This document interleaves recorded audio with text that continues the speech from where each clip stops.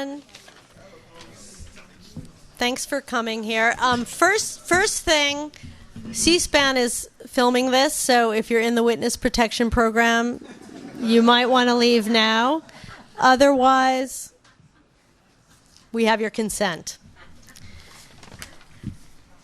Welcome to Book Culture. I'm Julia Malucci. I work at Harper's Magazine. We're so proud to be part owners of this store because we cherish independent book selling and independent thought. And we believe that one cannot possibly exist without the other. So thank you for coming to hear Tom Frank, a writer who has had a long and productive history with Harper's Magazine. His landmark book, What's the Matter with Kansas, began its life as a cover story in our April 2004 issue. That book was one of many that Tom has written that show him to be a political thinker who is always 10 steps ahead of everyone else. His most recent piece for Harper's, his April 2018 cover story on the Trump re-election nightmare, is yet another example of his prescience. I have no doubt that everyone will be rehashing this piece a year from now when the Democrats still find themselves without any strong alternative to our national nightmare other than abundant outrage and gnashing of teeth. I think it's really true. I mean, he really predicts all the problems that nobody realizes until well after they're established, and we're screwed. So the liberals are still not listening, and Tom is here with another worthy attempt to spell out how we've lost our way. We're so happy to present Tom Frank in his latest book, Rendezvous with Oblivion, which is right here, and the mic is gonna fall.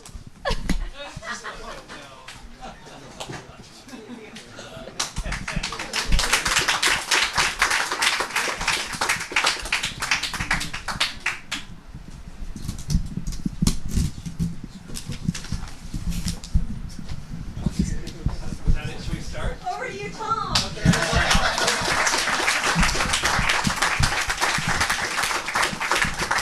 One thing I can't do is hold it in my hand, you know?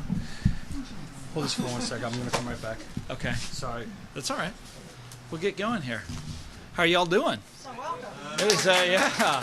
What a beautiful day in New York City. Oh, duct tape. Look at that. That is some serious tape. We don't have tape like that in Kansas. I'm kidding about that. So let me tell you about Rendezvous. This book, Rendezvous with Oblivion. It's a collection of essays previously published, as Julia mentioned. A lot of them published in Harper's Magazine, and in these essays, I range over all sorts of subjects, cultural as well as political. I interview fast food workers, for example. I visit a bunch of presidential libraries. I study the history of the McMansion, and I believe I'm still the only one to try to write a history of the McMansion. I inquire about the persistent popularity of the book Team of Rivals, and I take a close look at the career of Andrew Breitbart. Y'all remember this guy? Andrew Breitbart. He was sort of the John the Baptist for the foul-mouthed pseudo-savior who now occupies the White House. Anyhow, there's a kind of sense in this book of my and maybe your frustration at what feels like the eternal cycle of the culture wars, this kind of boom and bust thing that never ends, right? And here it is again. Donald Trump revving up the culture wars all over again, and just today we learned he gets to name another Supreme Court justice. He's subverting federal agencies. He's busting unions, just like all the Republicans to come before him. And of course, he's doing it all in the name of the common people, just like the Gingriches and the Reagans and the Nixons to come before. And it is just so maddening to me that this goes on and on and on, and it seems to be impervious to any kind of, journalistic intervention. But you think of the amazing opportunity that we had to interrupt this cycle permanently back in 2008, when the market economy had finally done itself in, and Barack Obama comes into the White House with this fantastic mandate behind him. Desperate people anxious for him to do something finally about inequality. And I think about that moment, and I think it could have been Franklin Roosevelt all over again. You know, we could be in the second year of the Biden presidency or something like that. I don't know, whatever. Massive majorities that would have gone on and on and on for decades interrupt this cycle once and for all, and instead we're right back to square one. You know, it's Nixon all over again. And Trump mimics, you know this, he mimics Nixon all the time. It's Ronald Reagan all over again.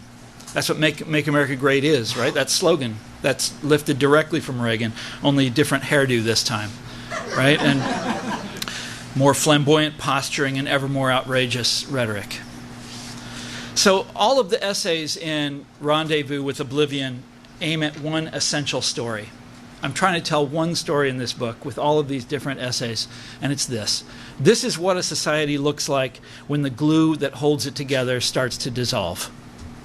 This is the way ordinary citizens react when they learn that the structure beneath them is crumbling. And this is the thrill that pulses through the veins of the well-to-do when they discover that there is no longer any limit on their power to accumulate. So in strict headline terms, the essays in this book cover the years of the Obama presidency and then the populist explosion that marked its end. And it was a time when liberal hopes were sinking and the newly invigorated right was proceeding from triumph to triumph. Now, for a few people, as I mentioned, these were years of great personal satisfaction.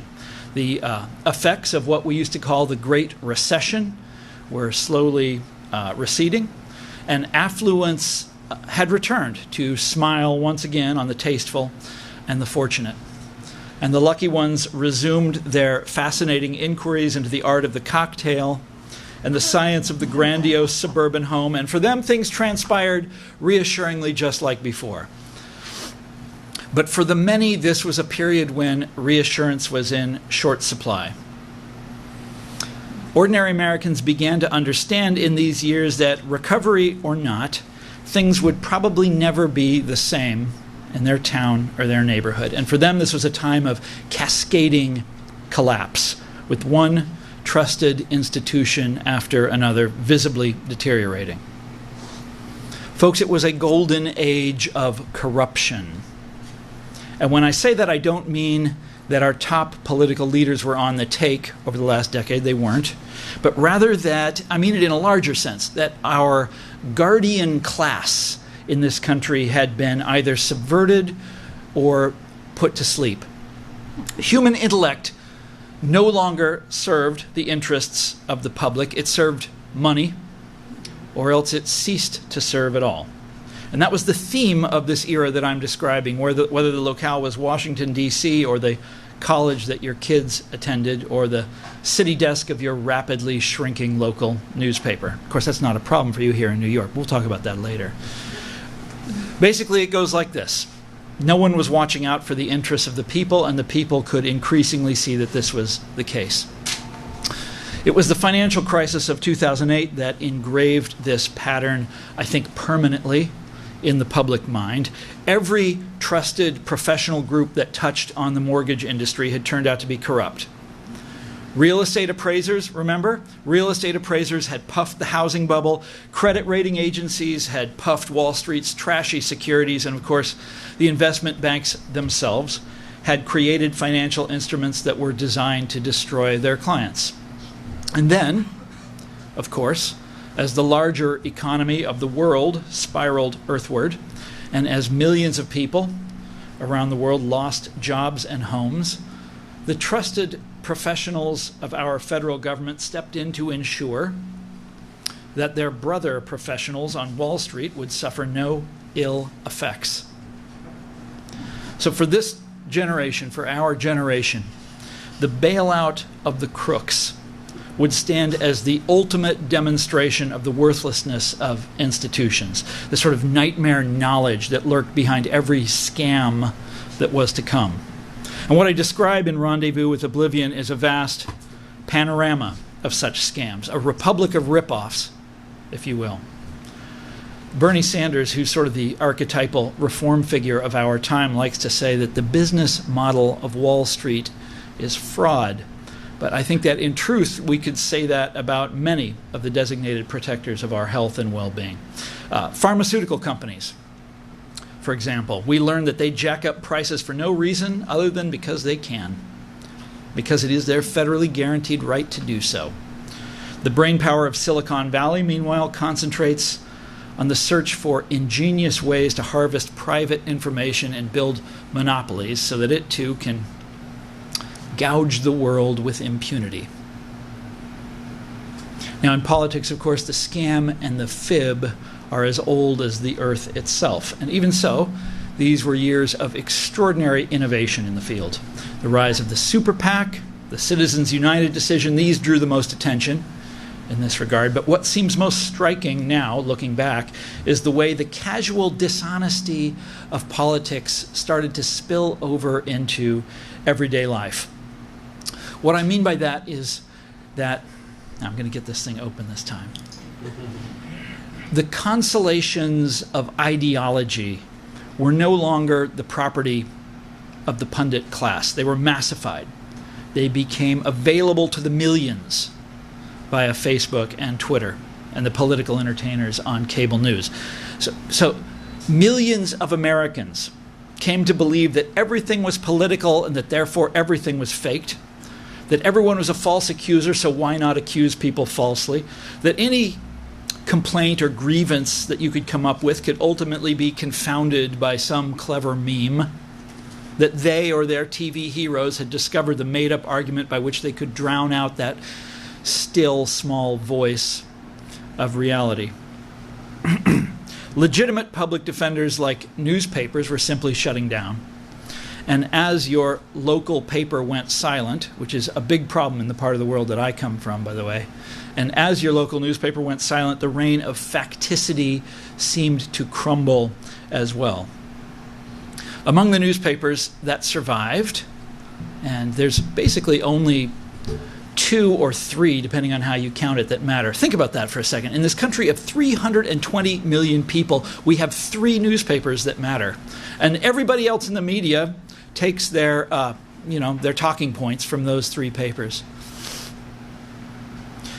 But among and there's really only 2 that matter, as we all know. The Wall Street Journal, my former employer, is something of an outlier. But among the 2 papers that mattered, the resident professionals sometimes seemed to be in complete denial about what was going on around them. This was a golden age of journalism, they chanted. And as their little world shrank and the public grew to hate them more and more, the survivors came together in an ever tighter circle of professional unanimity, agreeing with one another on the correct interpretation of an extraordinary variety of events. Now, fake news flourished, of course, and for every newspaper that withered away, an opportunity opened up for somebody willing to imitate what had gone before. Social media entrepreneurs of every description flourished, as did homegrown propagandists and online scam artists. And it sometimes felt as though everyone you knew was, search engine optimizing something or making some sort of bogus documentary or photoshopping, some outrageous text onto some stock photo they had found.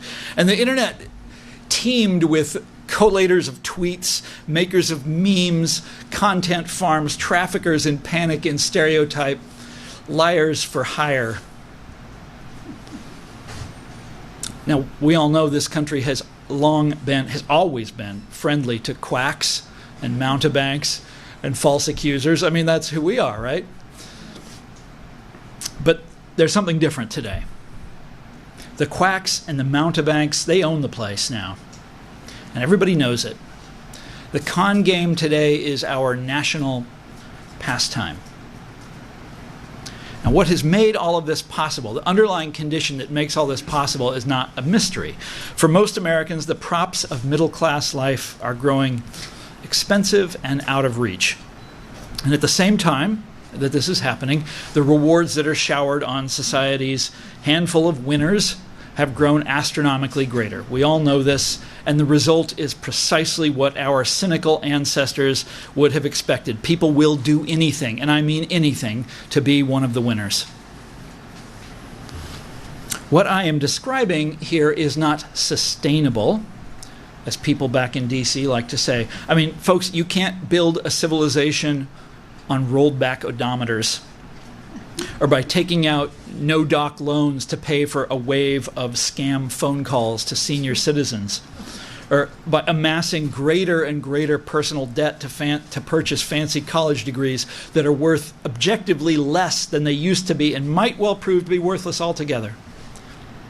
Or by elevating to the presidency a con man who mimics your way of talking but has no idea how to govern. And so we come to Donald Trump. I think the very personification of this low, dishonest age. Every single one of the trends that I just described, everything that I describe in the book, it's kind of uncanny, really. Everything I describe in the book culminates with this guy. He is an Ivy League graduate who went into business handing out degrees of his own. He is a dealer in tasteless palatial real estate. He is a one-man right-wing propaganda bureau who doesn't seem to be able to distinguish between what was true and what's false, in his constant tweetings and accusings. So Trump, I think, is the most, and I've been writing about fake populism now for 20 years. And this guy is the most virulent fake populist of them all. A blue-collar billionaire, his admirers call him. A Republican who is carried to victory by his lovable habit of inventing cruel nicknames for his opponents. And the legitimate media in this country came together against him as a matter of course, right? Tallying up his falsehoods and insults and assuring readers that this guy represented the end, finally, the end of conservatism at long last. And the country's newspapers endorsed his Democratic opponent by an unprecedented margin. Now, for all that, I think there was still something real about Trump, or I should say about the sufferings of the working class people who attended his rallies and made him their president during the crazy election of 2016. And these are people on the receiving end of every one of the trends that I've just described. These are people living in the world dominated by the self-serving professionals who screwed things up and then survived to screw things up again. And despite what my friends back in the Beltway assured them, these people knew that the elites were corrupt and the trade deals were bad. And what others saw as Trump's falsehoods, they saw as a form of honesty, a kind of plain-speaking directness that was refreshing in its vulgarity. And they looked not to be saved by experts, but rescued from them. And Trump's achievement, if you want to call it that, was to make himself the vehicle of their hopes. Now, I'm going to read from an essay I wrote. I'm going to drink this water now.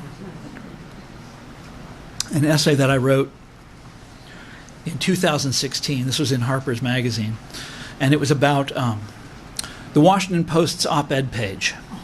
And its almost unbelievably hostile treatment of the outsider presidential candidate, Bernie Sanders.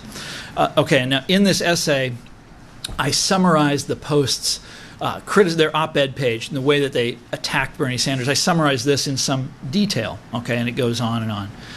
And you'll read that at some point because it's in here and it's really awesome.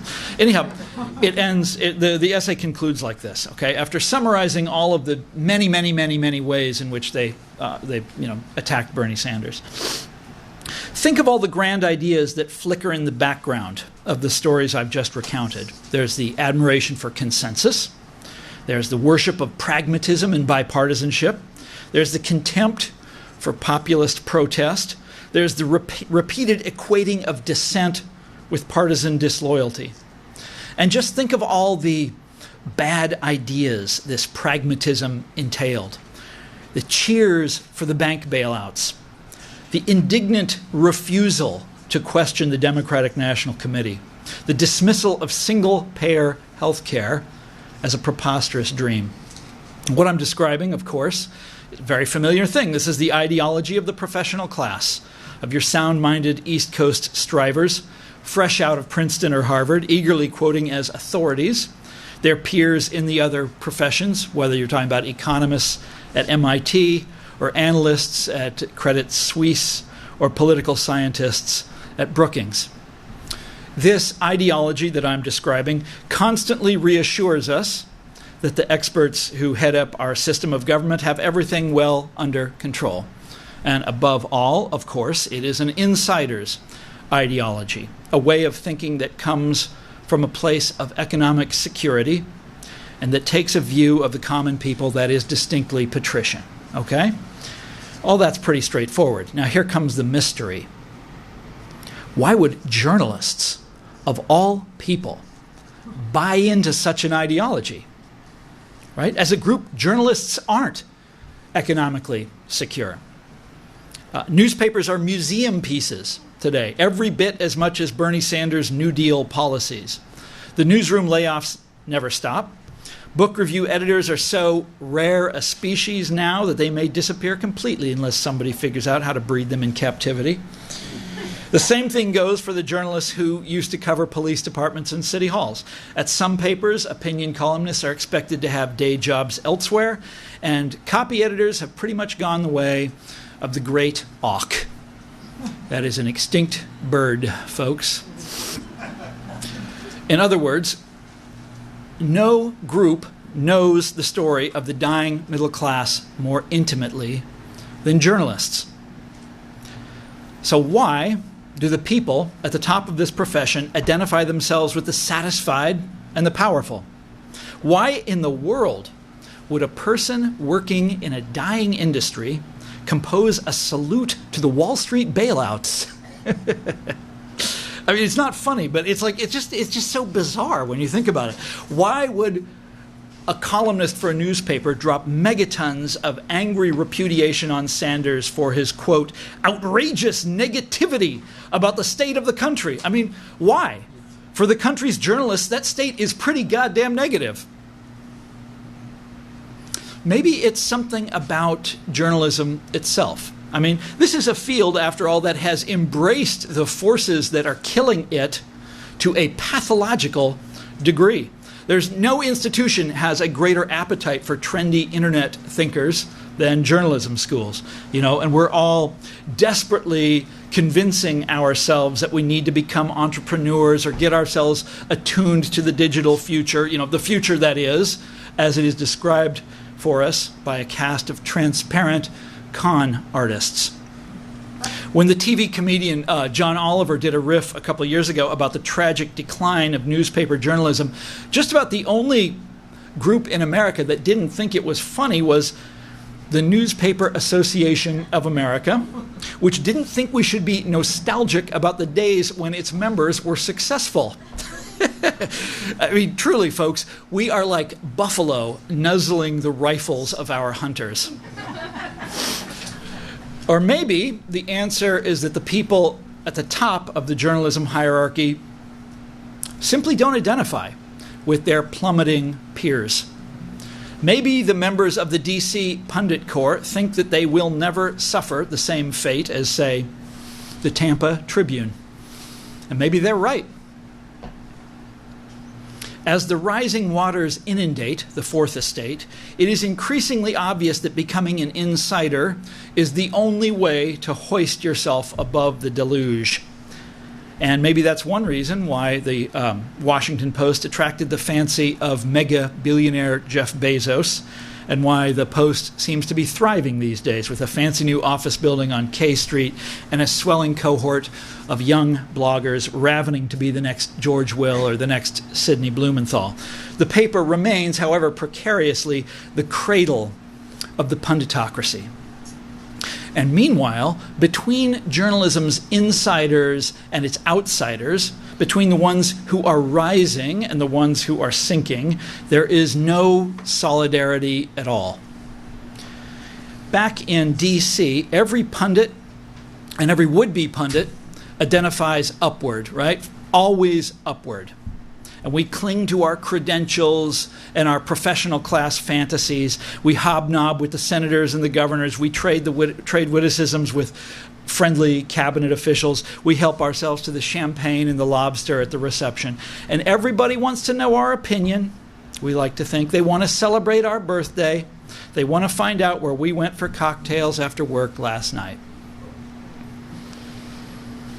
Until the day, that is, when you wake up and you learn that the tycoon behind your media concern has changed his mind. And everyone is laid off, and it was never really about you in the first place. Gone, the private office, the award-winning column, the cable news show. The checks start bouncing. The booker at MSNBC stops calling. And suddenly you find that you are a middle-aged maker of paragraphs, of useless things, dumped out into a billionaire's world that has no need for you and doesn't really give a damn about your degree in comparative lit from Brown. And you start to think a little differently about universal health care and tuition-free college and Wall Street bailouts. But of course, it's too late by then. Too late for all of us.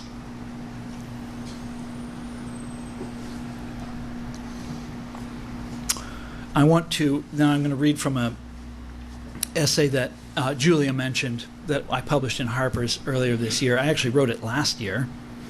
It is about how Donald Trump is going to get reelected. And what I want to focus on, lastly, is not that per se. You can read why I think that might happen and the scenarios by which he might get reelected and the scenarios by which he might not. Okay, we'll skip all that. What I want to focus on now is how right-wing populism can be defeated more or less permanently.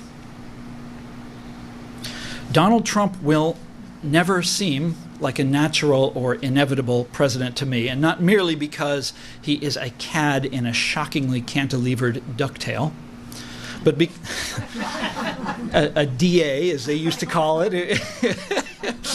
Y'all know what I'm talking about. But not because of that, of course, but because I can't help but feel that right-wing populism is itself a freakish historical anomaly. Yes, I know it has been running strong for decades. I myself have been writing about it for 20 years. By its very nature, however, it is a put-on. It's a volatile substance. It is riven with contradictions. It rails against elites while cutting taxes for the rich. It pretends to love the common people while insulting certain people for being a little too common. It worships the working man while steadily worsening his conditions. Nor can I reconcile myself to the kind of prosperous, pious liberalism that predominates nowadays, this kind of nice suburban politics that finds it easy to love Google and Goldman, but that can be downright contemptuous toward the desperate middle class that liberalism was born to serve.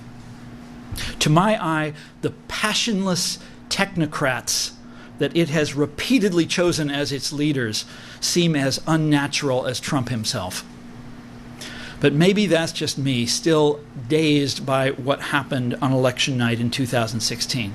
I mean, nothing in politics seems right anymore. I keep assuming that a society that is plumbing the depths of inequality ought to be a society that is turning to the left. That a populist moment ought to be a democratic moment. That the natural agent of public discontent ought to be the more liberal of the two parties. And one fine day, I keep telling myself, we will give that TV set a smack and everything will snap back into focus and Americans will clearly understand what a charlatan Trump is. That in January 2021, we will eject him from the White House in disgrace, a Herbert Hoover, a scowling mistake that we will never make again. What might Democrats do to bring that about? Well, the first question, the obvious question facing them is, of course, the party's identity. I mean, that's really the only question at this point. Do we accept, or I should say, do they accept the Republicans' invitation to continue on as they have done before, making themselves more and more into an expression of professional class disdain? Is that what they do? Friend to the enlightened financier, careful curator of the Silicon Millennium. Back in 1941, President Franklin Roosevelt set down his understanding, his sort of vision of American political history. And he wrote, there were two schools of political belief, liberals and conservatives, that struggled endlessly for primacy. Okay? And regardless of what it was called at any particular moment, he wrote, the Liberal Party believed in the wisdom and efficacy of the will of the great majority, as distinguished from the judgment of a small minority of either education or wealth. So that's how he saw it. And the parties, it doesn't matter if he's talking about the Republican Party right after the Civil War or if he's talking about the Democrats in some period. There's always two essential factions in American life, one that represents the great majority and the other that represents the sort of Hamiltonian minority. And what Roosevelt did not foresee, could not have foreseen, was a party system in which the divide fell between the, not between the few and the many, but rather between the small minority of education and the small minority of wealth. How could he have known that his great majority would one day be split in two and offered a choice between enlightened technocrats on the one side and resentful billionaires on the other? You get that great majority back together, I think, and they would be unstoppable. There is really only one form of politics for an age of inequality like this one, and it naturally favors the party of Roosevelt. Trump succeeded by pretending to be the heir of populists past, sort of acting out this role as a rough-hewn reformer who detested the powerful and cared about working-class people. And now it is the turn of the Democrats to take that away from him. They may have to fire their consultants. They may have to stand up to their donors. And they will certainly have to find the courage to change, to dump the ideology of the 1990s, the sort of catechism of tech, bank, and globe that everyone now knows is nothing but an excuse for an out-of-touch elite. But the time has come, folks. History is calling. Thank you very much.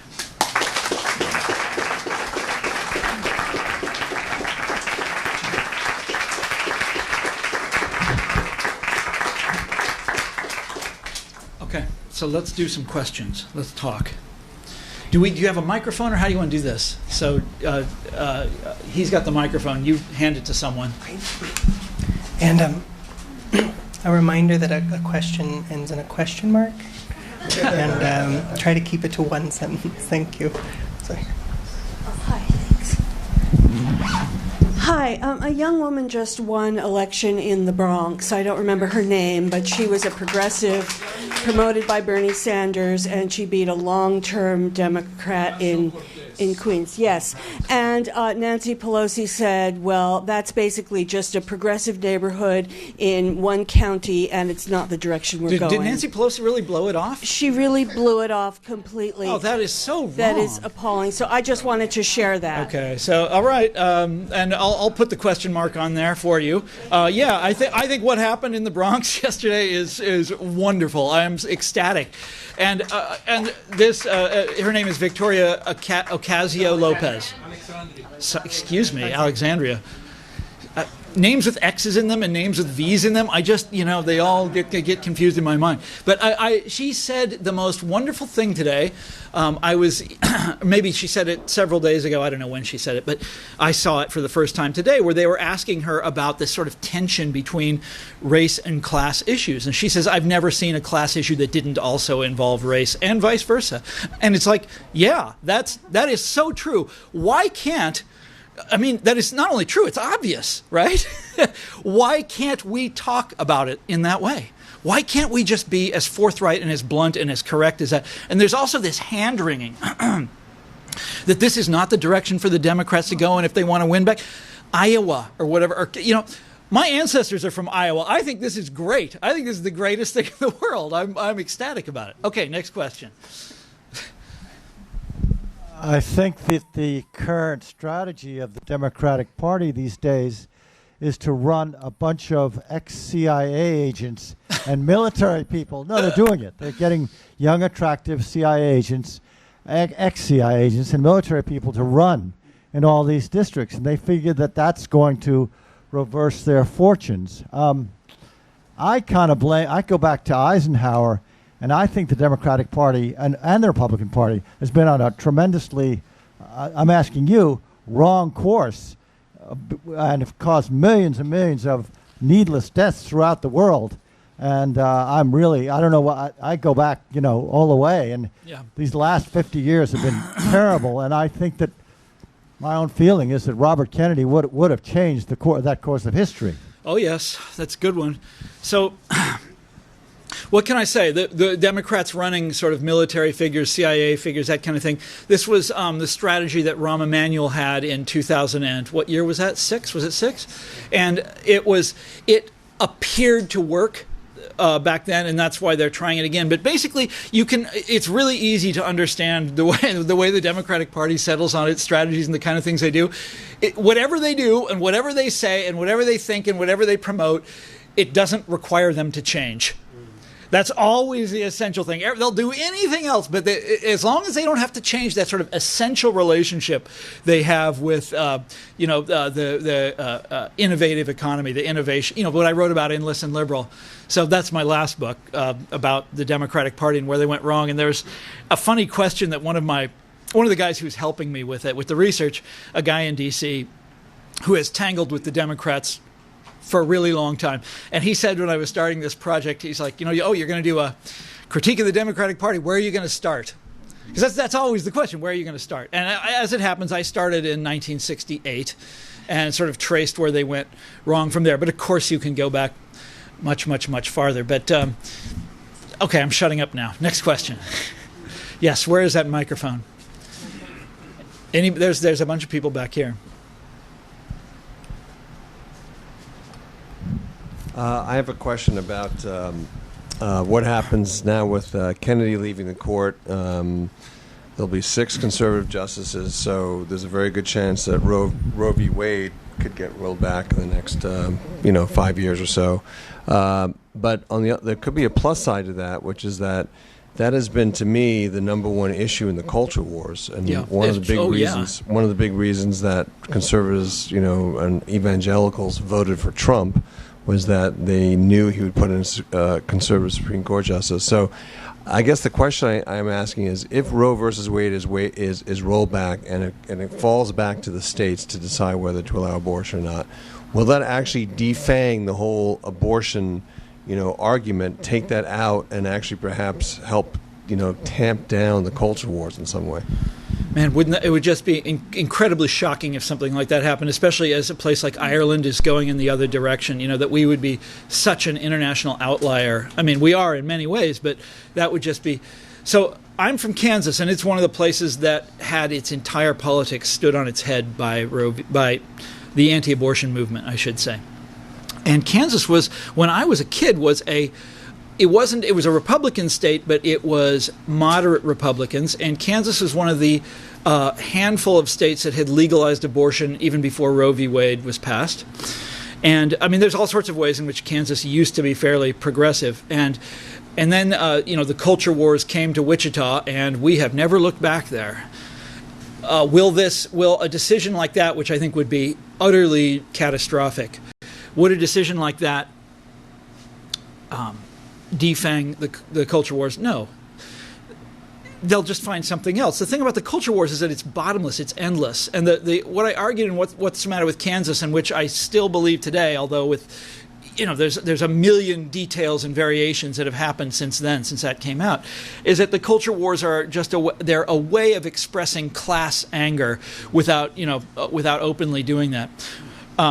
I'm going to change the subject a little bit on you here, but the last chapter of What's the Matter with Kansas basically prefaces all of the stuff that I've written since then about professionals and professionalism. Is when I was, researching the anti-abortion crusade, and I realized that they were obsessed with the role of doctors and with the role of lawyers, specifically judges, in deciding of Roe v. Wade. That was their real target. That's who they meant when they were talking about the elite. And then you look at all your other different culture war fights, and it's always these members of the professional class. Again and again and again, that's who they target. That's what they mean when they talk about the elite. And when they talk about these people having this unelected power over the rest of us. And I don't agree with these right-wingers on any aspect of the culture wars. I'm very liberal. However, when they make this critique of the professional class, it is, by and large, true. It is true. These people don't have, true-ish, let's say. What was it Stephen Colbert used to say? Truthy, right? It's got a bit of truthiness to it. That in your individual life, say you're you're just an average citizen, a working class person in Wichita, Kansas, and who do you interact with that has power over you every day? Well, it's not the Koch brothers. You've never met them. They live in a compound that you can't even see their house, This is well known, by the way, in Wichita. But you do interact with all sorts of other, people who prescribe things, people who give you a fine, people who give you a permit to do this, authorities of all kinds. And these authorities are people with advanced degrees. These authorities are members of the professional class. And this is the kind of secret, weird, upside-down class war that has been running through our society for decades and decades and decades. And we never, ever, ever talk about it in an open way. I mean, the conservatives certainly don't.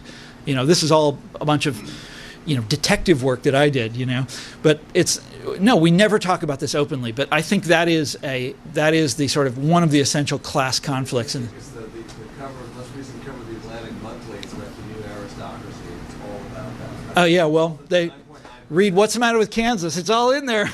No, I'm sorry. It's in Listen Liberal, I should say. I developed this theory at great length. Okay, it's like 250 pages. It's an easy read. Okay, next time you're on the Excella going down to Washington, you have the whole thing finished by the time you get down there. Okay, where's that microphone?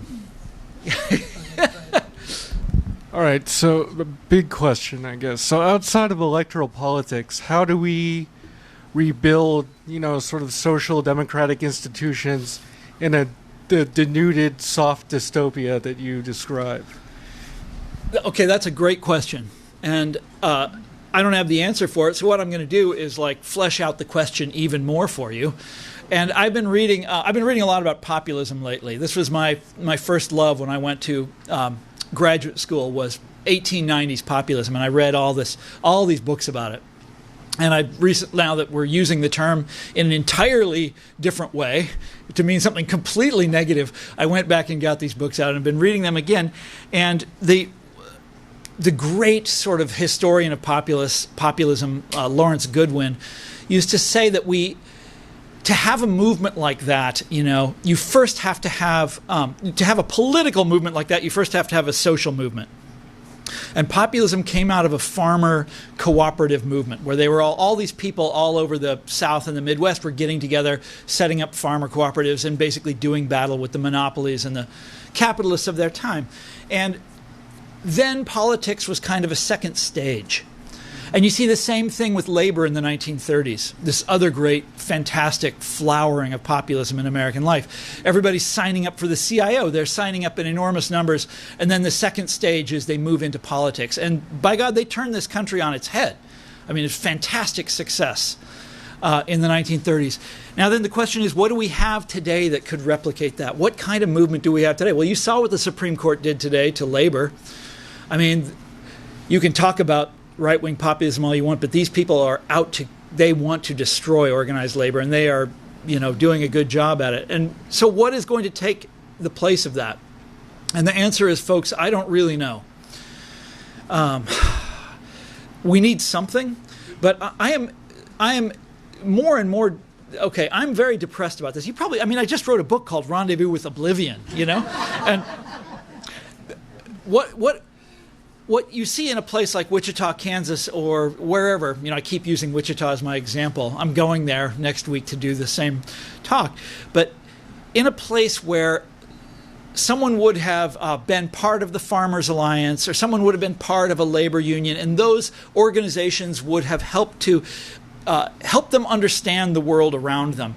Those are gone today. Those have disappeared from everyday life in a place like that. And what has taken their place is Fox News and Rush Limbaugh. And you get into the car and Rush Limbaugh is on and he's constantly, it's like, in North Korea how they have a loudspeaker. They don't have radio, they have a loudspeaker and only plays one channel. And that's in vast parts of this country, that's what it feels like to me when you're there, that you have this voice that is constantly explaining your relationship with the world to you.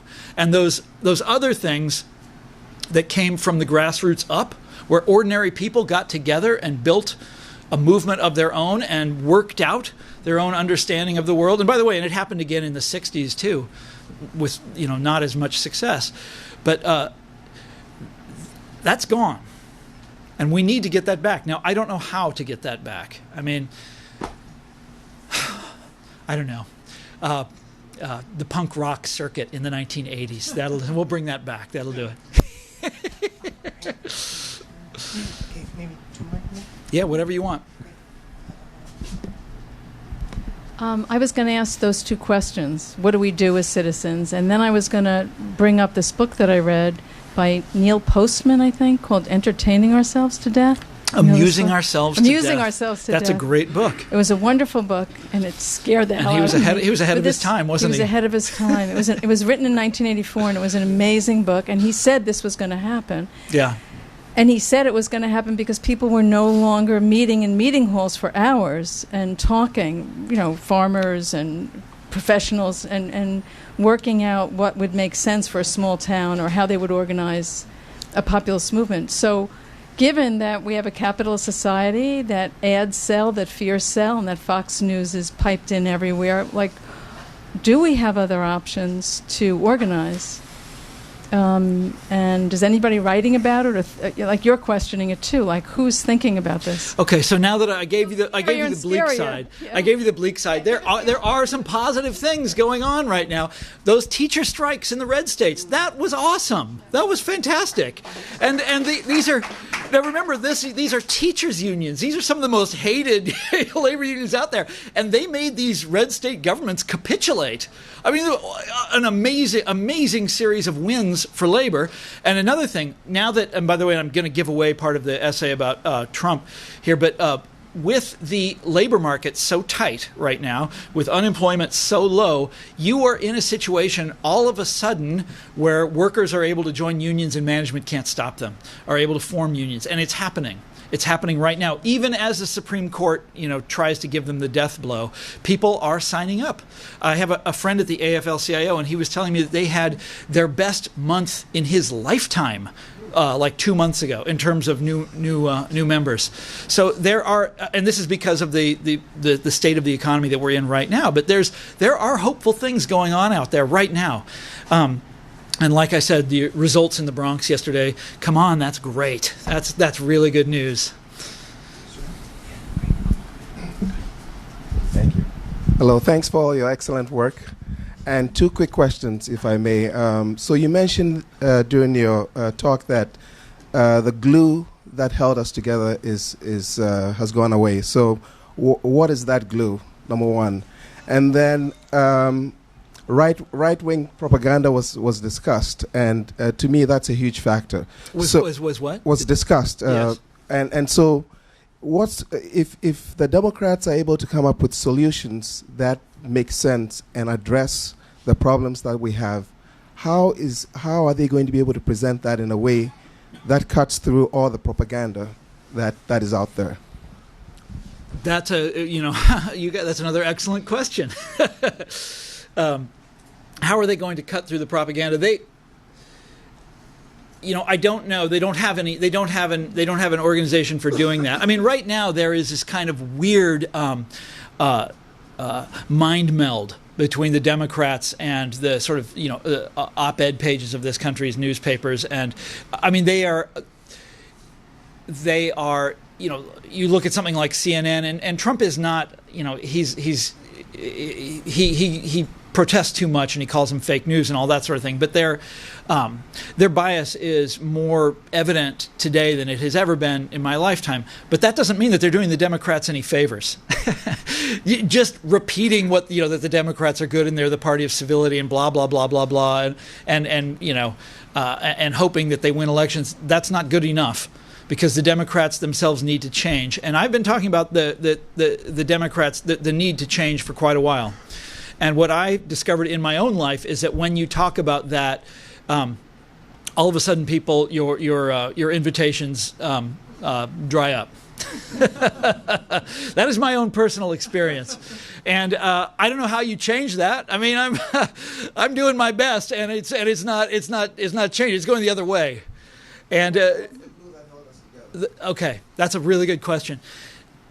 Because I don't really have a name for it, I would talk about social solidarity. The question is, were we ever a society that had a stronger sense of togetherness? And I think the answer is that yes, we were. For all of our problems in this country in the 30s and the 40s, after World War II, or certainly during World War II, there was a sense that we were all in this together. And it's not a coincidence that is also the time when you have Franklin Roosevelt, proposing sort of, essentially social democracy in this country, and actually the Democratic Party following through on a lot of it, and this country achieving a kind of de facto social democracy for certain kinds of people in the northern states. And I think of like the suburbs of Kansas City that I grew up in the 60s and 70s. And this is like I said, it's a Republican area, but the standard of living was not all that different for white-collar people and blue-collar people. And that wasn't because we legislated it that way. It's because things like unions were strong, even in Kansas City. And that's all gone. And that sense of solidarity has completely, not completely, but it has largely disappeared in this country. And oh my God, it is worse today than it has ever been. It feels, it gets worse and worse and worse all the time. And that is just, it's tragic and it's awful. And okay, I'm shutting up now. One or two more? What do you want to do? Okay, one more. You're in charge. Yeah. Last one. Hi, Tom. Thanks so much for all your work. You've really made me sit up straight on so many occasions and think hard about what's going on. What you just said reminded me of Eisenhower's farewell address, 1961. And if you reread that, you have this profound sense from a Republican of thinking about the future, thinking about people beyond yourself, And that was in the very same year that Daniel Boorstin publishes The Image, A Guide to Pseudo-Events. Yes, there's another book that's so important. Go which back and talks look at that. about unreality. Yep, the pseudo-event. Do you remember that? Yeah. The whole thing is a pseudo-event now. Right.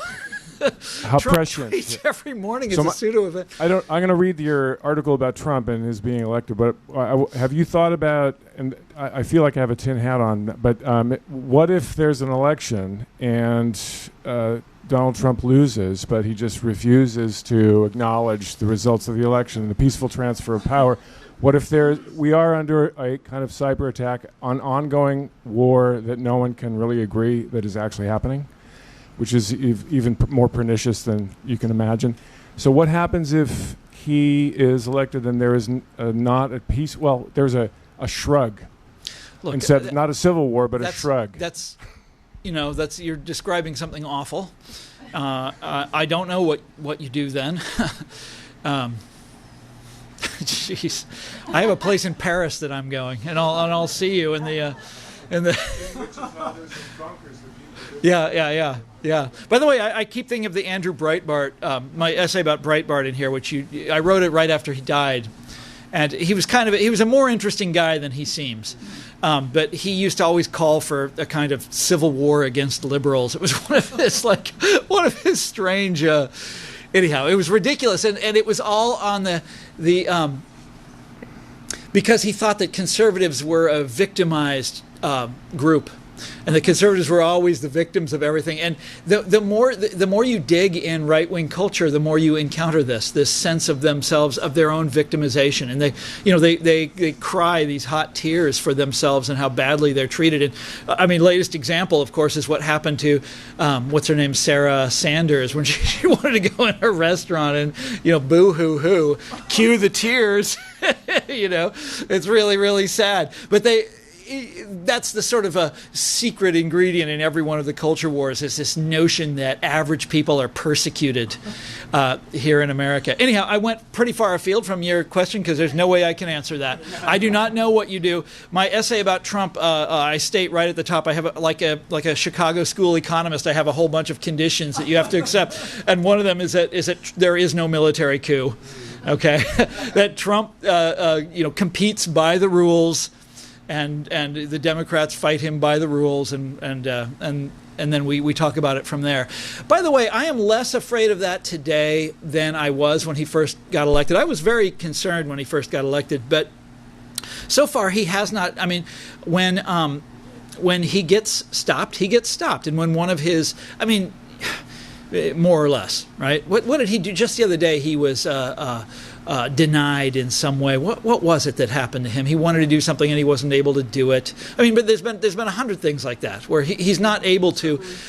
Yeah, that's right. Of course. There's the last week's incredible scandal, right? And it looked really bad for him, and he reversed course. So he's not Caesar, and he's also incompetent. And I always think, and I'm going to end it on this note. This is something that I've been saying since the day they nominated him. And I went to the Republican convention and discovered that he was in fact incompetent. And the convention was run. It was just like they didn't know what they were doing. And the thing is, you think about Trumpism. His sort of Steve Bannon philosophy of politics. And the thing is that whether Trump stays or whether Trump goes, and whether he is defeated in a couple of years or whether he gets reelected, Trumpism is here to stay. And the next guy why? Because that's how he beat 17 Republicans with that, and then he beat Hillary Clinton, the best funded, best advised presidential candidate of all time. The Republicans are never retreating from this strategy. This is here to stay. And the next Trump is going to be somebody that actually is competent. Ted Cruz, Marco Rubio, somebody that knows what they're doing, somebody that knows how to get things done in D.C. And that's what I worry about, more than this guy even. All right, folks, on that happy note, thank you for coming.